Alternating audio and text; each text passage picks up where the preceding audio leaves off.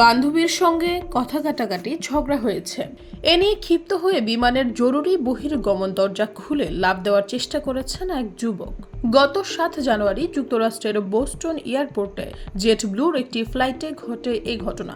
ওই বিমানটি রানওয়ে থেকে উড্ডয়নের প্রস্তুতি নিচ্ছেন। প্রত্যক্ষদর্শীরা জানিয়েছেন যুবকটি পাশের আসনে বসা বান্ধবীর সঙ্গে ঝগড়া করছিল। এরপর সে হঠাৎ করে উঠে গিয়ে জরুরি বহির্গমন দরজা খুলে ফেলে।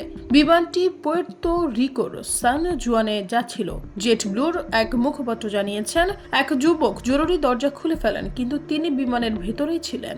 বিমান বিধ্বস্তের আগ মুহূর্তে যে বার্তা পাঠিয়েছেন এক যাত্রী, আসলেই কি পাখির আঘাতে বিধ্বস্ত হয়েছে দক্ষিণ কোরিয়ার উড়োজাহাজটি?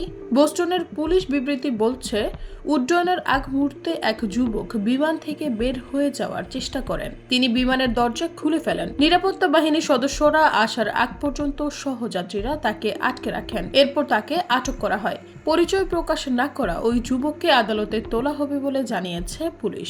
ফ্রেড ওয়েন নামের এক যাত্রী বলছে, যুবকটি তার বান্ধবীর ঠিক পাশে বসেছিল। তারা আমার পেছনে বসে ঝগড়া করছিল। সে রাগান্বিত হয়ে উঠে দাঁড়ায় এবং জরুরি বহির্গমন দরজা খুলে ফেলে। এফবিআই এর সদস্যরা তাকে এসে আটকায়।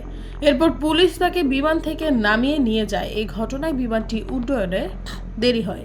অন্য বিমানের এক যাত্রী জানিয়েছে, এই ঘটনার কারণে তাদের বিমানটি অবতরণ করতে পারছিল না। ওই সময় তারা বিমানবন্দরে অনেক পুলিশ সদস্যকে দেখতে পান। তখন বিমানের জরুরি বহির্গমন দরজার স্লাইডটি খোলা ছিল।